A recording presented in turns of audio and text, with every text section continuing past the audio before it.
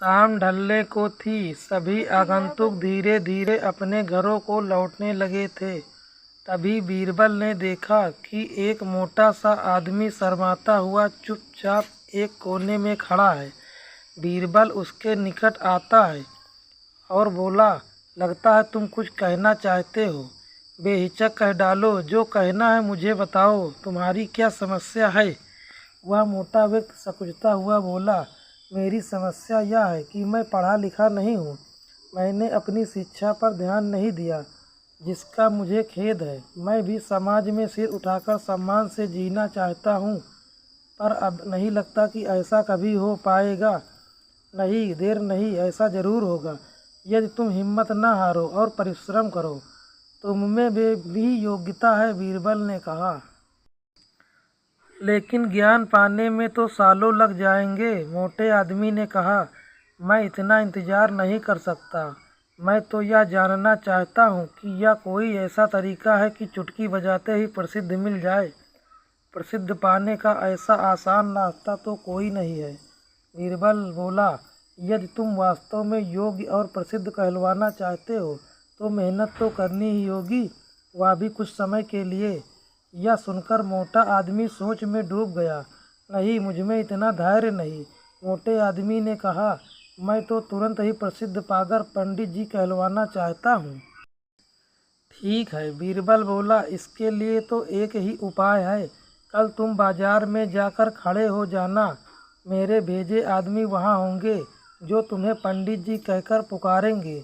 वे बार बार जोर जोर से ऐसा कहेंगे, इससे दूसरे लोगों का ध्यान इस ओर जाएगा। वे भी तुम्हें पंडित जी कहना शुरू कर देंगे। ऐसा होना स्वाभाविक भी है, लेकिन हमारा नाटक तभी सफल होगा जब तुम गुस्सा दिखाते हुए उन पर पत्थर फेंकने लगोगी या हाथ में लाठी लेकर उनको दौड़ाना होगा तुम्हें। लेकिन सतर्क रहना, गुस्से का सिर्फ दिखावा भर करना है, तुम्हें किसी को चोट नहीं पहुंचानी चाहिए। उस समय तो वह मोटा आदमी कुछ समझ नहीं पाया और घर लौट आया। अगली सुबह वह मोटा आदमी बीरबल के कहे अनुसार व्यस्त बाजार में जाकर खड़ा हो गया। तभी बीरबल के भेजे आदमी वहां आ पहुँचे और तेज स्वर में कहने लगे, पंडित जी, पंडित जी, पंडित जी। मोटे आदमी ने यह सुन अपनी लाठी उठाई और भाग पड़ा उन आदमियों के पीछे, जैसे सच में ही पिटाई कर देगा। बीरबल के भेजे आदमी वहां से भाग निकले, लेकिन पंडित जी का राग अल्पना उन्होंने नहीं छोड़ा। कुछ ही देर बाद आवारा लड़कों का वहां घूमता समूह पंडित जी चिल्लाता हुआ और मोटे आदमी के पास आ धमका। बड़ा मज़ेदार दृश्य उपस्थित हो गया। मोटा आदमी लोगों के पीछे दौड़ रहा था और लोग पंडित जी कहते हुए नाच गाकर चिल्ला रहे थे। अब मोटा आदमी पंडित जी के नाम से प्रसिद्ध हो गया। जब भी लोग उसे देखते तो पंडित जी कहकर ही संबोधित करते। अपनी ओर से तो लोग यह कहकर उसका मजाक उड़ाते थे कि वह उन पर पत्थर फेंकेगा या लाठी लेकर उनके पीछे दौड़ेगा। लेकिन उन्हें क्या पता था कि मोटा चाहता ही नहीं यही था कि उसे लोग पंडित जी कहकर बुलाएं।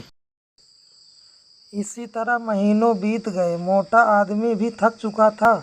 वह यह भी समझ गया था कि लोग उसे सम्मानवश पंडित जी नहीं कहते, बल्कि ऐसा कहकर तो वे उसका उपहास करते हैं।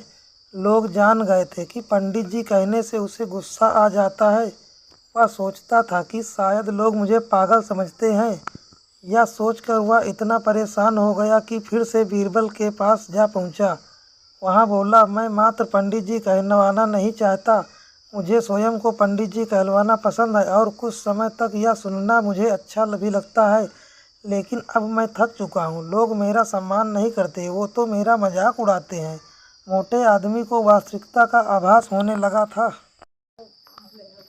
मोटे आदमी को यह कहता देख बीरबल हंसता हुआ यह बोला, मैंने तो तुमसे पहले ही कह दिया था कि तुम बहुत समय तक ऐसा नहीं कर पाओगे।